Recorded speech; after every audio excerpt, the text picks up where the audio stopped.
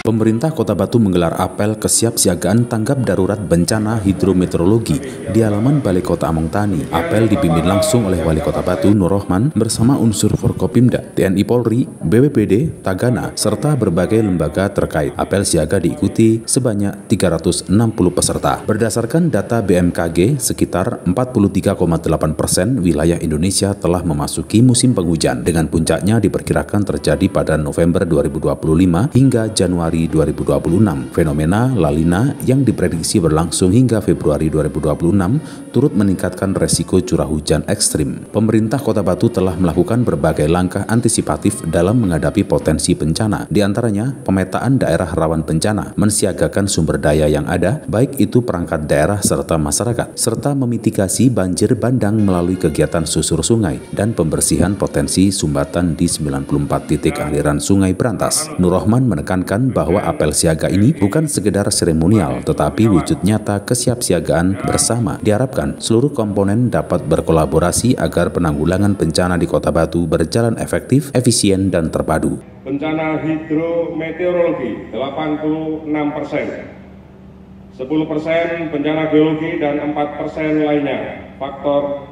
manusia.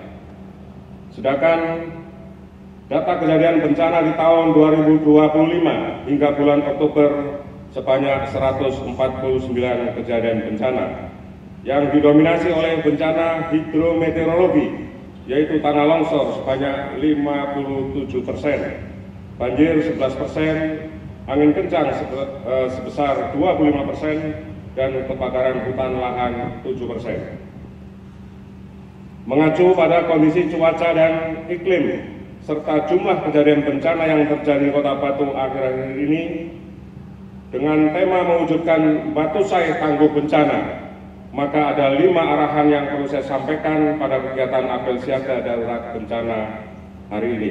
Pertama, memperkuat koordinasi dan sinergitas lintas sektor pentahelik, pemerintah, dunia usaha, akademisi, masyarakat, dan media massa dalam melakukan kesiapan seluruh sumber daya, peralatan, dan sarana prasarana yang dibutuhkan dalam penanganan bencana.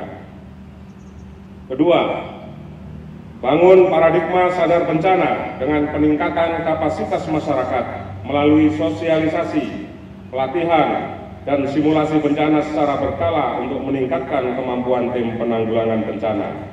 Ketiga, tugas bersama menyatukan persepsi dan perencanaan dan pelaksanaan program pengurangan risiko bencana antar lembaga dari tingkat kota sampai desa dan kelurahan. Keempat, selalu membangun komunikasi sampai level desa kelurahan untuk diseminasi informasi kesiapsiagaan bencana. Dan yang kelima, aktifkan kembali posko siaga dan efektifkan sistem peringatan dini early warning system di wilayah rawan bencana. Pemerintah Kota Batu telah... Selain itu, Nur Rohman menekankan pentingnya menyatukan persepsi dan perencanaan dalam pengurangan resiko bencana, memperkuat komunikasi hingga tingkat desa dan kelurahan untuk penyebar luasan informasi kesiapsiagaan, serta mengaktifkan kembali posko siaga dan sistem peringatan dini di wilayah rawan bencana. Data BPBD Kota Batu mencatat sepanjang tahun 2024 terjadi 122 peristiwa bencana, dengan rincian 86% diantaranya merupakan bencana hidrometeorologi. Hingga Oktober 2025, angka tersebut meningkat menjadi 149 kejadian, didominasi oleh tanah longsor 57%, angin kencang 25%, banjir 11%, dan kebakaran hutan 7%. Dengan tema mewujudkan Batusai Tangguh Bencana, pemerintah Kota Batu berkomitmen menjadikan penanganan bencana lebih preventif, kolaboratif, dan berkelanjutan. Dari Kota Batu, Furkon ATV melaporkan. Kita semuanya.